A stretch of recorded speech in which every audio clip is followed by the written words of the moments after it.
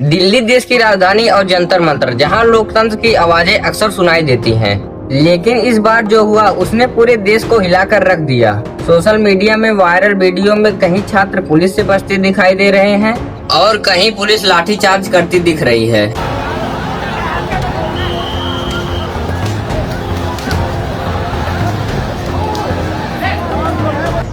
कहीं आंसू गैस के गोले छोड़े जा रहे हैं।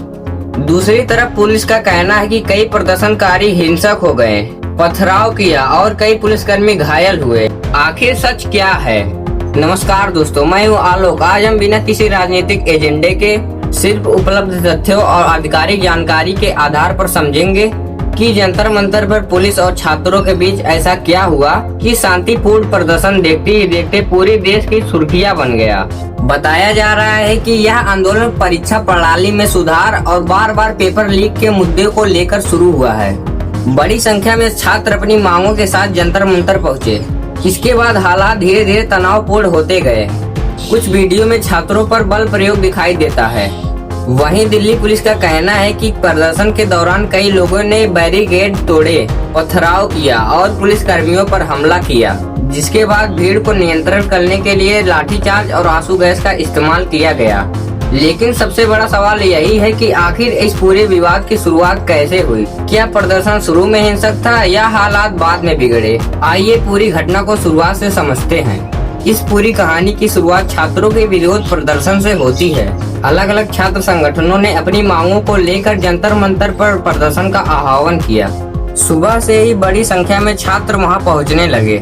उनके हाथों में तख्तियां थी और नारे लगाए जा रहे थे और प्रदर्शन को शांतिपूर्ण बनाए रखने की अपील भी की जा रही थी। जैसे जैसे समय बीता, प्रदर्शन में लोगों की संख्या बढ़ती गई। जंतर मंतर और उसके आसपास पुलिस की तैनाती भी बढ़ा दी गई। बैरिकेड लगाए गए जिससे भीड़ को नियंत्रित किया जा सके और ट्रैफिक व्यवस्था प्रभावित ना हो। कुछ देर तक स्थिति सामान्य रही, लेकिन उसके बाद माहौल तनावपूर्ण होने लगा। सोशल मीडिया में सामने आए वीडियो में पुलिस और छात्रों के बीच कई बहस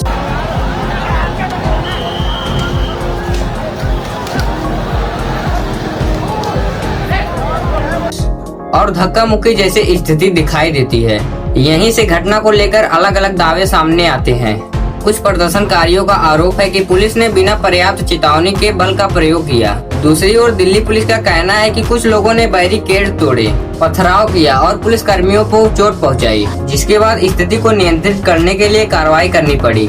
इस दौरान लाठीचार्ज और आंसू गैस के इस्तेमाल के वीडियो सोशल मीडिया पर तेजी से वायरल होने लगे। इन वीडियो ने पूरे देश में बहस छेड़ दी कि आखिर ऐसी स्थिति बनने की जिम्मेदारी किसकी थी। लेकिन यह घटना यही खत्म नहीं हुई। कई छात्रों के घायल होने की खबरें आई। कुछ लोगों को हिरासत में लिए जाने की खबरें भी सामने आई, जबकि पुलिस ने अपनी कार्रवाई को कानून व्यवस्था बनाए रखने के लिए जरूरी बताया। आखिर दोनों पक्ष क्या कह रहे हैं? देश भर में इस पर कैसी प्रक्रिया हुई? घटना के बाद कई छात्रों ने बताया उनके साथ जरूरत से ज्यादा बल का प्रयोग किया गया। सोशल मीडिया पर कई वीडियो और तस्वीरें सामने आई, जिनमें कुछ प्रदर्शनकारी घायल दिखाई दे रहे हैं। कुछ छात्रों का कहना है कि शांतिपूर्ण प्रदर्शन कर रहे थे और अचानक उन पर कार्रवाई की गई।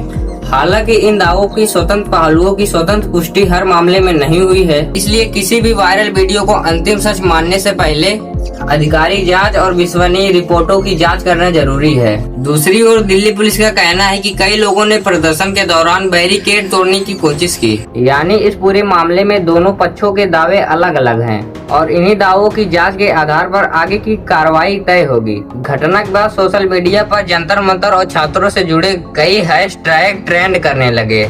कई लोगों ने छात्रों के समर्थन में आवाज उठाई, जबकि कई लोगों ने कहा कि कानून व्यवस्था बनाए रखना भी उतना ही जरूरी है।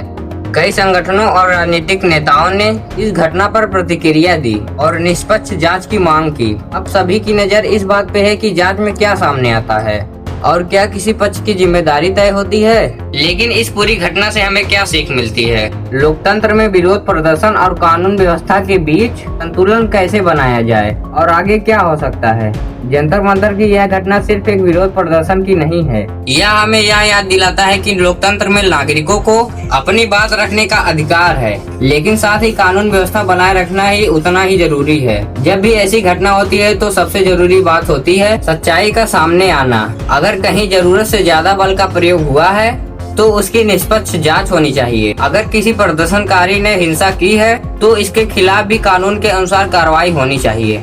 आज के समय में कुछ सेकंड का वीडियो लाखों लोगों तक पहुंच जाता है, लेकिन हर वायरल के लिए पूरी कहानी नहीं बताती। इसलिए किसी भी वीडियो या पोस्ट पे विश्वास करने से पहले विश्वसनीय समाचार स्रोतों और आधिकारिक जानकारी की जांच करना जरूरी है। मामला केवल छात्रों या पुलिस का नहीं है, उस भरोसा का सवाल भी है जो जनता और संस्थाओं के बीच होना चाहिए।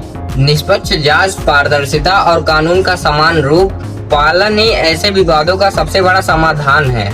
भले ही मैंने इस वीडियो में आपको दोनों पक्षों को एक नियम से बताया है, बट मैं हूँ तो युवाओं की तरफ। भाई दिल्ली में तो युवाओं के ऊपर बल का प्रयोग हुआ है, क्योंकि पुलिस वाले ने जो अपना ये नाम वाला नेम कार्ड होता है वो भी नहीं लगाया था। ये देखिए, ये जितने भी जवान जा रहे हैं इनका नेम प्लेट ना है, ना कोई टैग है।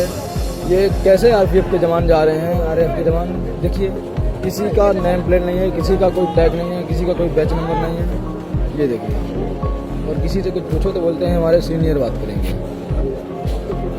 यहाँ से वहाँ तक देखो लाइन लगी पड़ी है, लेकिन किसी के अंदर, किसी के ड्रेस पर कोई टैग नहीं है, कोई बैच नहीं है, कुछ भी नहीं है, ना नाम प्लेट है, ना कोई टैग है। तो जी सर, आपका टैग क्यों नहीं है? आपका टैग किधर है? आपका नेम प्लेट किधर है? प्लीज़ आंसर अस। आपका नेम प्लेट किधर है? नहीं, ऐसा हम पीसफुल प्रोटेस्ट कर रहे हैं। अगर हम आपका नेम टैग नहीं है तो हम यहाँ पे आपको कौन समझेंगे? आप जवान हो या नहीं? आप नॉर्मल कपड़े में हो? नहीं, आपको जवाब भी देना पड़ेगा। आप नॉर्मल कपड़े में यहाँ पे खड़े हो, हम कैसे समझें कि आप जवान हैं? उससे हमें क्या पता चलता है कि ये पुलिस है या कोई और। इसी वजह से मैं युवाओं की तरफ हूँ और उनका सपोर्ट भी कर रहा हूँ, और मैं चाहूंगा कि इस समर्थन में मेरे साथ बहुत से लोग शामिल हों। अगर आपको यह वीडियो पसंद आई हो तो वीडियो को लाइक करें, और ऐसे वीडियो के लिए चैनल को सब्सक्राइब से जरूर करने ला, और अपने दोस्तों के साथ ज्यादा से ज्यादा शेयर करें, ताकि इस समर्थन में उन युवाओं को सहयोग हो सके। चलिए मिलते हैं नेक्स्ट वीडियो में, तब तक के लिए धन्यवाद।